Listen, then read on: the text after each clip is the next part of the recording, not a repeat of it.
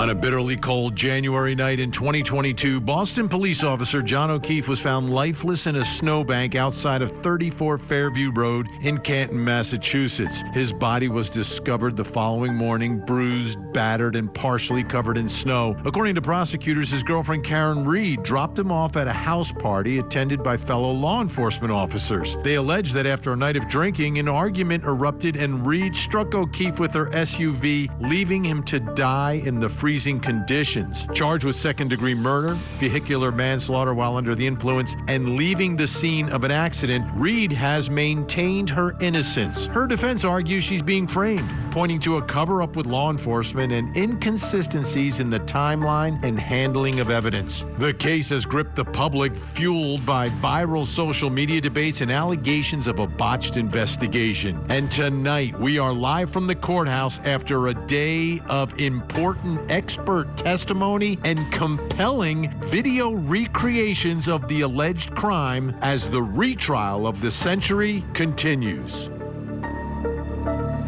I'm Vinnie Politan. Great to have you with us here on Closing Arguments as we close out another week of the retrial of the century. Karen Read on trial for the murder of her boyfriend, John O'Keefe. Let's talk about experts, expert witnesses. You know, sometimes they cancel each other out. You know, each side has their own, but sometimes experts can win a case. Are you doubting me? You don't believe me? Well, do you watch Court TV? Do you watch the high-profile trials here on Court TV? Because I'll give you two great examples of an expert coming in and winning the case. And at the end of the case, everyone turning to one another and saying, wow, that expert witness was the star of the case, was the star of the trial. That's what turned it. And you could listen to some of the jurors afterwards and hear from them. I'll begin with Dr. Martin Tobin. Remember him? He was the expert talking about how George Floyd died in the trial of Derek Chauvin and others.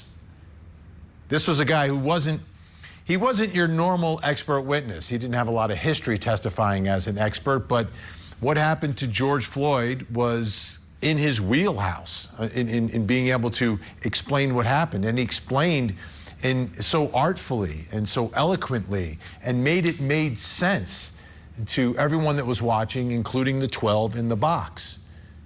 And that case was won because of this expert, because a big issue in that case was the cause of death of George Floyd.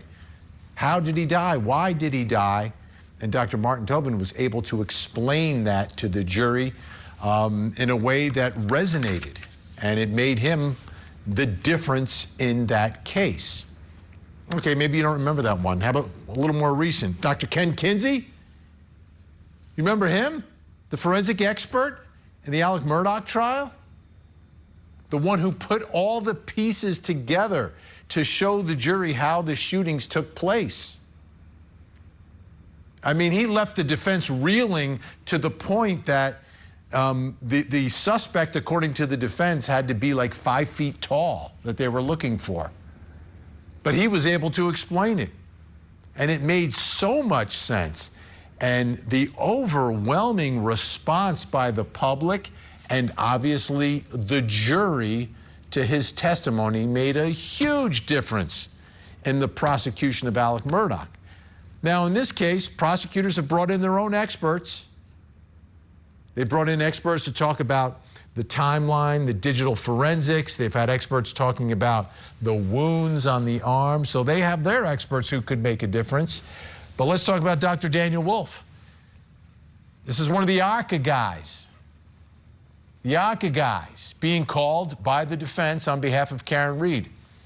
We thought he was an important witness in the first trial until we spoke to the jury, who discounted his testimony because they didn't know why he was testifying, who had hired him, because the court didn't allow the jury to know that he was hired by the FBI and by the feds to investigate this. They still don't know about that, but at this point he's being paid for and being brought as an expert on behalf of the defense. So the big question is, can he make a difference for the defense? Can the defense win the battle of the experts to raise a reasonable doubt? Or is the prosecution going to win the battle of the experts for a conviction? Let's bring in Court TV crime and justice correspondent Matt Johnson, live outside the courthouse in Dedham, Massachusetts. That's where he is day in and day out, day after day, night after night. So let's talk about Dr. Wolfe here, Daniel Wolfe, and we'll begin with the direct testimony, right? This is the defense trying to make a point, trying to prove something. Tell me about the direct testimony. Well, we're nearing the end of the defense case, right, Vinnie, in the courthouse here behind me, and such a big day and a big witness, much anticipated, anyone that's been following this case.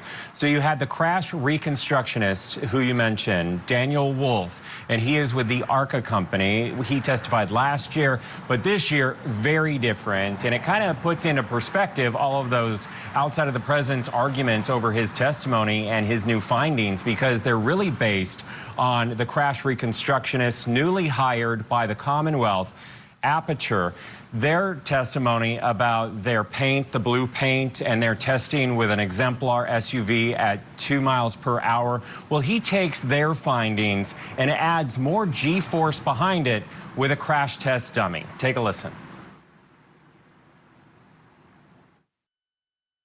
Did you reach any opinions or conclusions as to whether the damage to the right rear tail light of the subject vehicle is consistent or inconsistent with an impact to a right arm during a high-speed reversing maneuver? It was inconsistent. Do you have an opinion or conclusion as to whether or not the damage that you saw to the hoodie related to John O'Keefe is consistent or inconsistent with a impact from a right rear taillight of the subject SUV? It was inconsistent. So just take a look. Here's the testing that was done inside the enclosed lab setting, laboratory that they use a lot of times for the NHL when they test helmets. And then there was some testing done outside in the parking lot with just an arm, with a crash test dummy, and then a full dummy. And then at one point in time, they had the crash test dummy dressed in similar clothing that they purchased, like what Aperture did, to the same make of clothing that John O'Keefe was allegedly wearing that night. They kept the hoodie on, unlike Aperture, and they could not recreate the puncture holes in that hoodie. Vinnie, that was a big moment in court today. So, as I try to get to the point of what the real point that the defense is trying to make with Wolfe, are you saying it's more about the sweatshirt and the damage to the forearm versus the damage to the tail light? I think that it's both. It's the damage to the tail light, which we're going to talk about and we're going to compare, but it's also the damage to the sweatshirt, because they made a big point about that. And also in the cross, Hank Brennan pointed out what appeared to be holes after the dummy had broke free and fell. There were holes in that area. But then it turned out on the redirect that we're just now in the beginning of, that it was road rash and parts of the sweatshirt were shredded. So that was a big moment. But testing was done at various speeds, and we're talking 10 miles per hour, we're talking 17 miles per hour, and then 24 miles per hour, which was considered test E. Let's listen to that.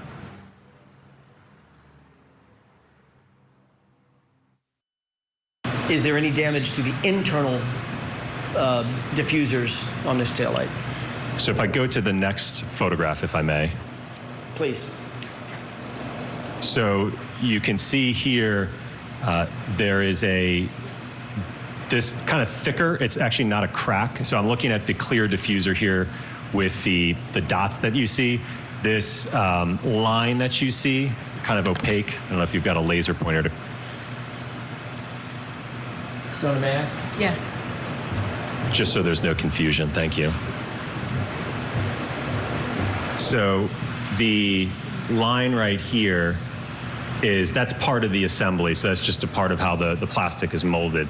There's a very small crack right here in the underlying diffuser, but all of the remaining part of the diffuser, in terms of this portion here and here, are all intact, and same with this portion of it. What about the chrome piece that's running between the diffusers? I don't believe that was damaged during this test, no. And what about the clear acrylic toward the top left of that taillight housing? It was part partially fractured, but not the entire outer portion of it. And here is some of the comparison that this jury is going to be able to consider. There was a lot of pictures that they're going to be able to see side by side, including these ones. And this was test E at 24 miles per hour. He said that it was not consistent to the damage on Karen Read's taillight. That was a very powerful moment. And it's something that actually this defendant kind of alluded to, right, on the courthouse steps a couple days ago when the state's crash reconstructionist was testifying. She said, actually do it with a crash test dummy. So she kind of tipped off her hat there. So explain to us what they're talking about with this diffuser. What's the significance of the diffuser? And I don't even know what a diffuser is. Well, from what I understood, that there are several layers of the acrylic. There's the outer layer, and then there's also inner layer plastic. So I think it goes to that nature. Also, part of the housing was damaged, but he couldn't resemble in his testing the scratches or the holes in the shirt, and then also the damage to the taillight at 24 miles per hour, which is the alleged trigger event. So the difference is that in the two tests is about the diffuser part of the tail light or the outer shell of the tail light that's not the same? It was just what we saw right there, Vinnie, was the comparison. There is a lot less taillight in the damage to Karen Read's compared to his testing of the exemplar taillight. There is still plastic on the inside and on the outer layer. We're seeing a lot more red. So that is the point that maybe this defense team needs to hone in on if you're questioning it, and other people online as well, in their closings. All right, now I just want to make this 100% clear. So there's more red in his test than on Karen Read's tail light. So it's not broken as much. Is that the point they're making? That is the point they're making, and that's the point that they made today with all of their testing. Okay. How about cross-examination? Hank Brennan, I don't think he likes prosecuting like the direct. He loves cross-examination, right? How did that go? Well, it went as expected, right? And we got a window into Hank Brennan as a defense attorney yet again. Things were spicy at times. We'll talk about that. But for the testing and for the opinion, he really honed in on one thing that was very effective. I was in the courthouse today. I was in that courtroom, and the jury's taking a lot of notes when he was questioning the size of the crash test dummy and how come it wasn't the same weight as Officer John O'Keefe. Take a listen. You chose an arm from a Hybrid 3 crash dummy, didn't you? Yes. You knew that his arm weight would be 11.8 pounds, didn't you? Yes. And you knew that he was 6'1" tall. Yes. It was representative enough, yes. Instead of choosing the 12-pound arm, which is 0.12 difference, you chose a much lesser weight, didn't you? How about 9.38? You keep coming up a little bit. 9.38 pounds. The battle between this expert, Dr. Wolfe, and Hank Brennan continued, and I already told you things got spicy. We have an example of that. Let's listen. So you would not want to know the body position. That's what you're telling us. You don't want to know that. Well, if the evidence indicates that the contact is inconsistent, then that's kind of where the reconstruction stops. You can't go to a point of impact and a point of rest if there was no contact. So you don't want to know the body position. Objection. Can you answer that? I don't understand his question, Your Honor. Would you want to know the body positioning? Objection. This is 5 times. And this time we'll get an answer, and that'll be it. You got an answer every single time. Can you answer that, Dr. Wolfe? I feel like I've answered it the best I can, Your Honor. Okay, next question. You don't like that question? Objection. Sustained. Strike. That went on for a while, Vinnie. It was very tense moments in the courthouse, but I have to say, you know, in all fairness, all of these attorneys at one point or another have been admonished by Judge Beverly Cannoni. She keeps her courtroom, everyone, you know, she does not want any comments from these attorneys, just questions. A lot of sarcasm in that cross-examination. You don't usually see it from prosecutors, right? Prosecutors are usually like Joe Friday, just the facts. They're sometimes a little boring. That's not the case here. It's a different vibe. All right, after court today, what happened? Well, we asked this defendant how she felt the key testimony for her case went today, whether or not it helped her case or proved her case. Take a listen. Karen, your opinion on Wolfe, does that prove your case? I believe so. No impact, no collision. What about Brennan trying to discredit him? I don't even know where to begin. The math is wrong. The numbers changed. It was 26.3, but it's 11.68 to 9.38 is a 21% decrease. So that math is a lie, and it's not even any basis for a force calculation. Are we going to hear from? Apparently, is not aware of that. Are we going to hear from Richard Green in this trial? No. Why not? I believe the evidence is all out, and in part from Ian Whiffen. So that was a big revelation right there. We are not going to hear from this guy, the expert for the digital, who opined that House Long to Die in the Cold happened at 2:27 a.m., that the defense fought to have this guy testify about that again during the retrial. So he's not going to take the stand. That's huge.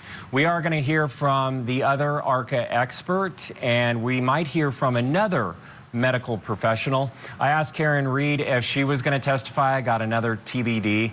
But outside the courthouse, she's the only one that can answer questions right now. Everyone's under a gag order, but we try to ask the other attorneys how they're spending their weekend, things like that. Here's what Hank Brennan had to say. Big plans this weekend? Watching you on TV? I actually think he meant you, Vinnie. He's watching you, Vinnie, on TV this weekend. Classic Hank. Classic Hank. More sarcasm. More sarcasm. That's what we get from Hank Brennan. All right, Matt Johnson, rest up. Next week, things will be wrapping up, and you're going to be even more busy. So thank you so much. All right. What a day. What a week. What a trial. Let's bring in our Karen Read trial insiders here to weigh in. We've got criminal defense attorney Peter Ellikin, longtime Massachusetts attorney Rick Grundy. Also, Kevin Lenahan, author of the book Storm of Suspicion, the Karen Read trials, and Karen Read supporter and insider Nick Rocco. Great to see everyone tonight. Nick, what's your takeaway from today? Was this a Wolfe win? What was it? I mean, if you go by the court TV polls, yeah, it's a complete win for the defense team. Today basically established that John O'Keefe was not struck by a car, and those injuries were caused by a dog. And the injury and the damage to John's arm would have been catastrophic at basically 10 miles per hour or above if his arm had been struck by that vehicle. John did not have one bruise on his arm. Instead, what he had was parallel cuts on his arm, which, to the dog bite expert that was on the show with you, I believe, the other night, those are consistent with a dog, right? So, and one of the most devastating pieces of evidence today, and Matt had talked about it, was the sweatshirt. There wasn't even a mark on that sweatshirt, not a tear, not a rip, nothing at all. And the taillight being broken, the red piece, yes, but the diffuser is also a huge part. And what that diffuser is basically in the taillight, there's a red light, and the diffuser will even out that red light so it glows more evenly. But in the Commonwealth's case, that diffuser is gone. So technically, if she was to step on the taillight, it would be one bright red light. But with the diffuser still being in there, there's no way that John striking that vehicle with his arm would have created the damage that we see on Karen's car, because we see it in the test here, that the diffuser's still intact. It had a small hairline crack in it, but the diffuser is still there. So that can only mean that John O'Keefe's arm did not break the taillight and something else happened to him. I'm still not following the diffuser. I'm so confused by the diffuser. I'm trying so hard. So basically, those clear pieces of plastic that we see inside the taillight, right? At the top of the taillight, there's a red LED light, and that light gets reflected throughout the diffuser, which spreads out that red light throughout the diffuser. If you remove that diffuser on the inside of the taillight, you have a red, basically, dot or a beam. Right, so there was it doesn't distribute the light. Was there a diffuser in Karen Read's car or not? No, it broke out. It wasn't there. Okay, it's broken, but it's retained in the test. Gotcha. Correct. All right. The diffuser confusion is over. Kevin Lenahan, what did you learn today? You know, it's funny. Yesterday, a few different people had asked me privately in conversations what I thought was the most likely thing to happen. And to all of them, I said hung jury. But the odds have dramatically shifted today. This was the best day for the prosecution because of this. You know, picture's worth 1,000 words. What's a video worth? And this jury got to see, thanks to, ironically, to the defense witness, what it looks like for a taillight to shatter and all those little micro pieces to spread in the air. They got to see what holes looked like in the dummy shirt, which would be similar to what in John's shirt. They got to see what the debris field looked like on the pavement. I mean, this was incredibly powerful stuff, ironically submitted by ARCCA. And so that this is, it even helped clear up some of Barrow's stuff because you see the part of the taillight that was clear, which would look to John, would look to Officer Barrows like maybe that's why the hole looked bigger to him later. This was just incredible today. And I thought if you looked at the testimony of Dr. Wolfe beforehand, he was very confident, but under cross, all that confidence broke down. The Karen Read defense team has equated him with science, with like some kind of capital S. But turns out he failed his licensing test the first time around. And he looked confused even with some of the math today. So and the jury learned that this was a typical defense witness who was trying to help out the defense team to make the case here. So I thought this was a powerful day for the prosecution, maybe their best day of the trial. Peter Ellikin, what do we got here? This is like two different people looking at two different cases. I thought it was extraordinarily effective for the defense. He was probably the best forensic expert on this trial so far. He was conversational. He was knowledgeable. He was did numerous tests on things. A good temperament, and he also in fairness to the other side, he got to sort of knock the forensic reconstruction on the other side and knock holes in them. And I wonder if for example, Judson Welcher, the prosecution reconstructionist, if he gets a chance to go and knock what Wolfe said. But another thing that he brought up, though, and again, that almost, I wonder if it kind of cancels things out, is that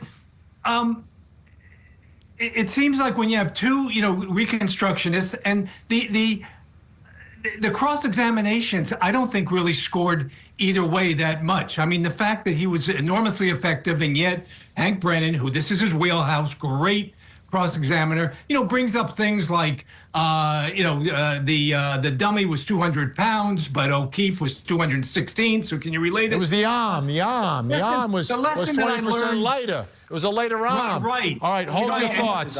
Rick Grundy, I used up all your time with my diffusion confusion, so we'll get to you first. When we come back, we're going to take a look at the 24-mile-an-hour test from every which way, every angle that was shown to this jury, plus coming up next hour.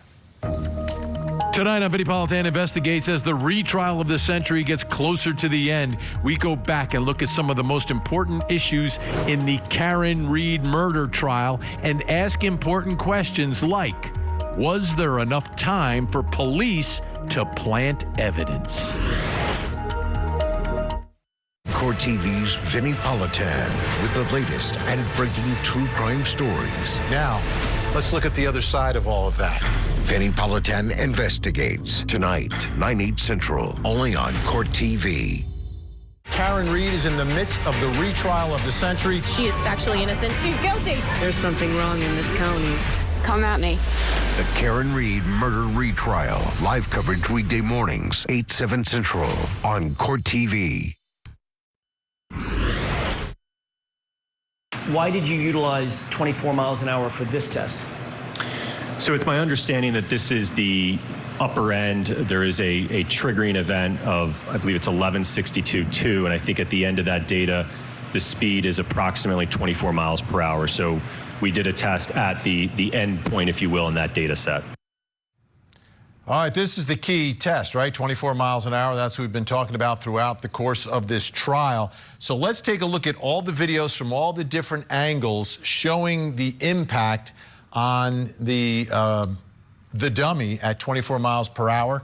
Here you see from overhead, does a little pirouette there. That's interesting. Remember from the first trial? Trooper Paul told us about that. This is with the high-speed camera showing it to you in slow motion, the impact at 24. You see the shattering of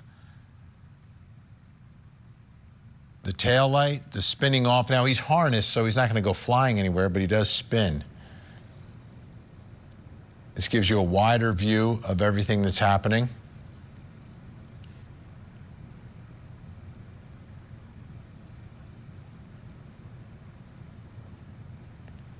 This is the first time the jury is like seeing what may or may not have happened, depending upon how you interpret these videos. Again, from overhead. To me, this is the most impactful one, right? This one right here, as we see the impact, the shatter, the arm, the rolling. So what does all this prove? Let's take a listen to Daniel Wolfe, PhD. So this is a photograph depicting the quarter panel taillight subsequent to the 24-mile-an-hour impact test with the ATD arm compared to that of the subject taillight. Were you able to reach any opinions or conclusions as to whether the damage to the subject taillight is consistent with striking an arm at 24 miles per hour? Based upon the test results, it's inconsistent with striking an arm. All right, and he put up that video. We can put that up of the taillight comparison, saying that they're different. We have that. We put that up. Do we have that? Okay, this is what was put up by the expert witness, right? I look at that and I'm like, okay, I kind of understand it to a certain extent, but not really. So what we did is we replaced the suspect taillight on the right with the picture from the Sally port. And then you look at this. To me, this is the real comparison, right?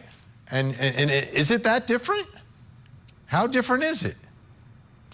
Let's bring in our guests. Peter Ellikin, Rick Grundy, Kevin Lenahan, Nick Rocco. Rick, looking at that last image, I really want to focus on that last image as much as possible, just for a second here. Do you see a lot of difference in the tail light damage? Now, I understand the diffuser. The diffuser is intact on the left. It's not intact on the right. But just if you looked at that, what do you see? Yeah, Vinnie, you may get a subpoena any moment so that you can go in and testify to the jury about the diffuser, because I still don't get it. I don't know if they do. And my biggest point at this point is these attorneys, they've all proven that they can use the experts as a punching bag, and they've done so. The effectiveness of it, who knows? But you got to remember that you're putting all of this to a jury. And no, I look at these two things and it doesn't jump out at me. I haven't been sitting there for 4 weeks listening to this day in and day out. I forgot about I hit him. So I don't know how much effectiveness all of this has. And again, somewhat unique to this case is it's just like one hits the other and it comes right back. So there's seems to be a lot of canceling out here. I think this expert helped the defense, yes, but to what degree? I think it's very difficult to say. And I think, I just wonder how that jury is absorbing all of this, going back to I hit him, to taillight phobia.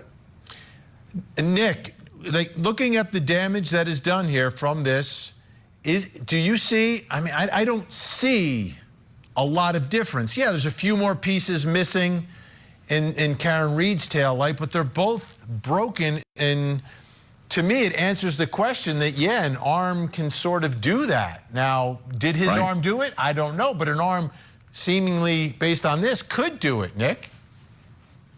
Right. First off, the taillight did not break into 47 pieces. I believe Dr. Wolfe had said it was 19 pieces or something that it had broke into.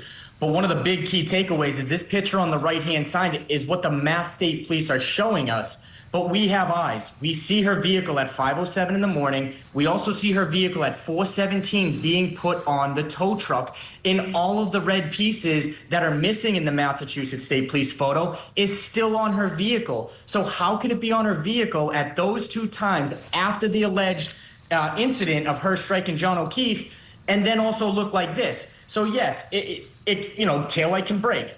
But one of the biggest things you have to remember too is the injuries to John's arm. And one of the things Wolfe had talked about was for that taillight to cause those injuries to his arm, that means the taillight would have to be moving faster than John O'Keefe's arm. John O'Keefe's arm was moving at 21 miles per hour after the impact at being struck at 24 miles per hour. So that means the taillight has to be moving at 24 miles per hour or more to penetrate his arm, which didn't happen.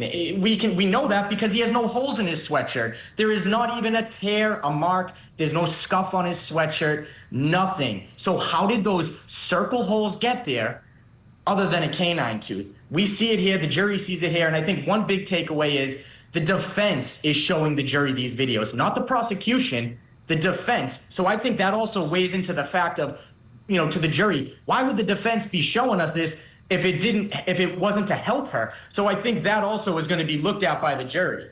All right, Kevin, I want you to take a listen to Daniel Wolfe talking about the sweatshirt right here, and I want to get your response. So these are photographs depicting, excuse me, the test clothing. Again, prior to the test, there were no holes or damage to the sweatshirt. That was the same post-test. We did not make any observations with respect to any fraying, holes, punctures to the material of the sleeve. Was there any damage whatsoever observed on the right sleeve of that ATD? No. All right, what do you think, Kevin? Oh, see, I think the prosecutor did a great job today of showing the dummy on the ground with holes in the shirt that were apparently caused by the gravel of the road that looked remarkably similar to John's shirt. So, the Welcher, the prosecution expert, was pretty honest in saying, we don't know exactly how each injury or each aspect of the clothing rip was caused. It's a dynamic accident. No 2 accidents are the same. And I think a jury can look at this and now they can envision how an elbow could break a taillight. And each time it's probably going to come out a little bit different. So it's not going to look exactly like it did in the Sally Port picture. And I do think it's worth talking about, and maybe Nick can address this. For a year and a half, they've been saying that in fact, Alan Jackson said in his opening statement that they have a witness that saw John inside the house. Now they've completely abandoned that. They've abandoned 227. They're not even going to bring a data expert that says that John went up and down stairs. All of that has been completely abandoned. And if you narrow this down with the tech stream data, and if you look at the totality of the evidence, you'll see there's a very narrow frame, and there really aren't any other possibilities here other than John being struck by Karen's Lexus. And so Nick's been telling us this for a couple of years. Now they're down to just this reasonable doubt thing. They've abandoned the main line. Well, yeah, but reasonable doubt is the standard. Let's do this. We got to take a break. When we come back, experts back with us. We're going to take a look at the 29 mile per hour test when we return.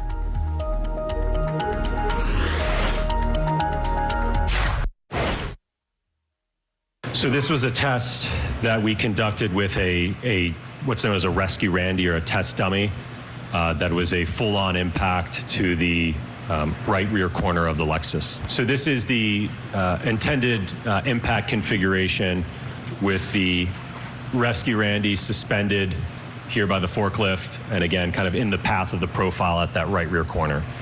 How much does this test dummy weigh? Approximately 200 pounds. So in this video, you'll see in the surveillance video, the Lexus will come from the right to left, strike the rescue Randy, and then you'll see the rescue Randy projected and slide on the ground. Okay.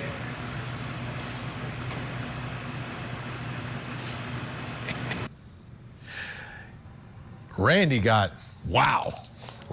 roadkill in this whole thing, but it's 29 miles an hour, which is a little confusing to me as we take a look. Let's take a look at some of that video.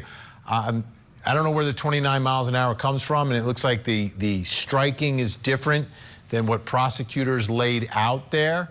I'm trying to understand what this proves. What we did see from this, though, was a whole lot of damage, not only to Randy, but also to the entire Lexus in this. And as we continue to watch this, let's bring back in our guests. Peter Elikin, as we're watching this, what are your thoughts? Like, why are they doing a 29-mile-an-hour impact? You know what's impressive is that they just tried every single speed and angle. It's impressive that the defense expert here did dozens and dozens of tests just to try to show they were going for the arrival at the truth. But you know what my bottom line takeaway here is, though, that it seems like there's no perfect way to reconstruct an actual accident, and they do the best they can. I mean, for example, look at that damage. Look at that. That thing is almost totaled. You know what it would cost to fix a Lexus that is that damaged?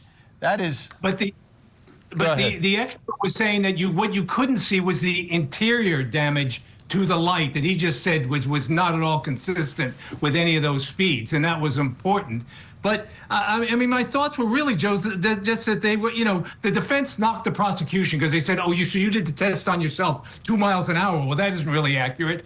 Prosecution says the defense, but you're using a dummy, but he's kind of held up by harnesses. I think they're doing the best they can, but do they cancel each other out? So the cross-examinations were great. They were trying to, throw pebbles at each other and do what they could to knock it, but there's no perfection way to well, I think every expert is kind of like that, right? And experts differ. But I started this show off, Rick, talking about how in a couple of super high-profile cases here on Court TV, experts won the case. They were the star witnesses. It wasn't a push. It wasn't a tie. It was an overwhelming victory. What's going on here? I think a tie is more than likely going on here, and a tie goes to the defense. Should have in the first trial, and it may well in this trial. But I'd be interested to know how juries are physically reacting when they're watching this. If they're paying attention, are they taking notes? I mean, I look at this, and the guy's hanging like a piñata. I mean, how illustrative is that of actual person whose gravity is holding them to the ground, their full weight to the ground, they're moving. I don't know. To me, the biggest point, the biggest point, Rick, and it's something that Nick was talking about, is the injuries on the arm. The injuries on the arm would have to happen not on impact, but it seems like there would almost have to be a second impact. Like the first impact shatters everything, and then you've got the sharp edges to create the hole in the sweatshirt and then create the wounds. Like, to me, that's the part that's not clear. Like, no one proved that to me on how this thing shatters and then creates those marks. So what if in fact his hand is not extended the way it is? We have no factual evidence to say it's extended. What if it's by his side and his body is actually carried for a foot or 2 feet, which gives the opportunity for those taillights, broken taillights, to dig into him? I don't see their foundation is based on. Well, the foundation is based upon the prosecution theory. Like the defense is just responding to the experts. So, Nick, isn't that kind of what this testimony was today? Was direct response to the prosecution's new expert for this trial? Right. I mean, we saw an expert being paid $350,000 to put paint on a taillight and get hit at 2 miles per hour. So Wolfe got these test results, or if you want to call them test results, that he did, and he's basically now debunking them. The reason why he's holding the hand out is because that's what the Commonwealth is claiming happened. Nobody knows exactly how John's arm was, but it's the Commonwealth that is putting that theory out there due to their accident reconstructionists of how his arm was. So that's the only reason why we specifically see them positioning his arm in that way.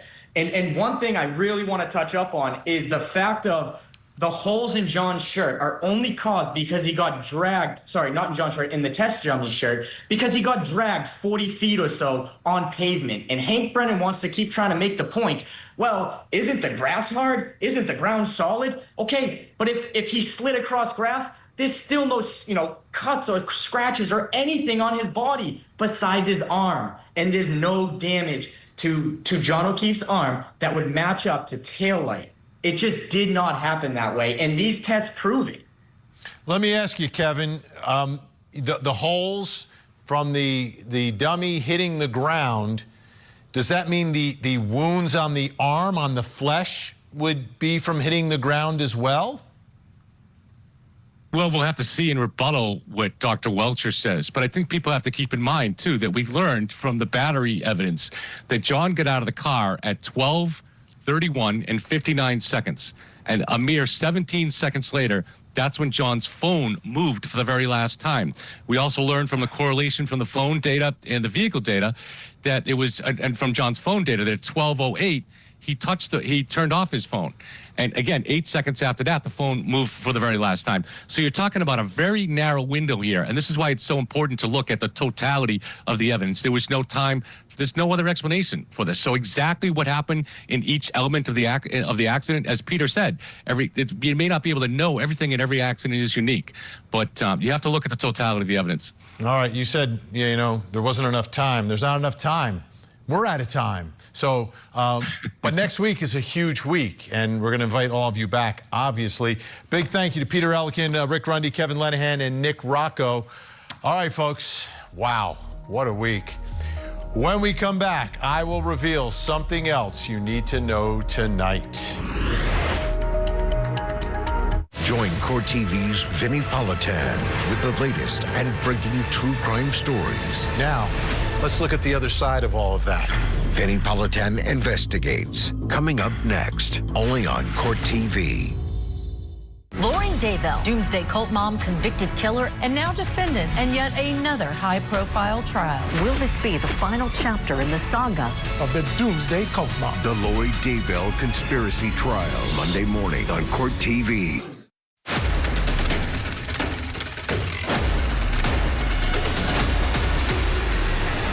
Welcome back. Time to reveal something else you need to know tonight. Let's take a look at what's happening in the world of crime and justice. Take her out, says the judge about Lori Daybell.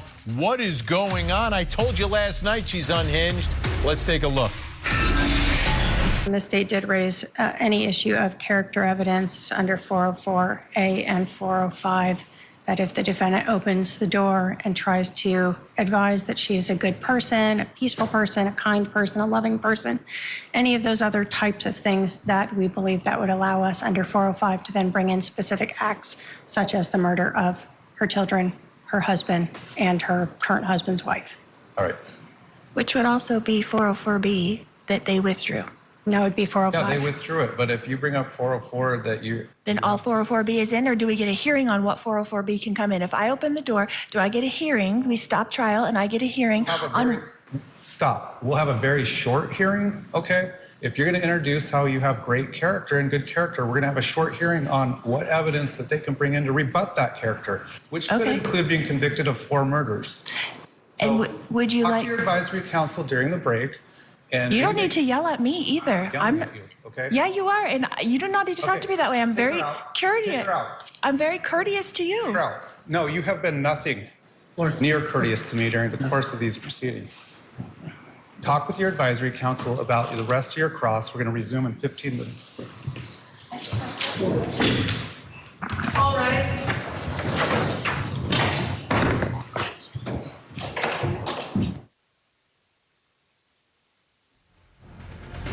I told you to keep an eye on it. We'll keep an eye on it for you as well. Right now, though, I need you to take a look at your screens because we have a missing child who needs your help. This is Mia Angel Thomas. Mia is missing from Albany, Oregon, just 17 years old, missing since May 27th, may be in the need of medical attention. So please, if you see Mia, pick up the phone, make a call, make a difference, 911. 1-800-THE-LOST, or you can call the Albany Police Department in Oregon. That number's on your screen right now. Let's see if we get Mia to a safe place tonight. Don't go anywhere. We have another hour of live true crime. Vinnie Politan Investigates is next. In the meantime, please don't forget to hug the kids.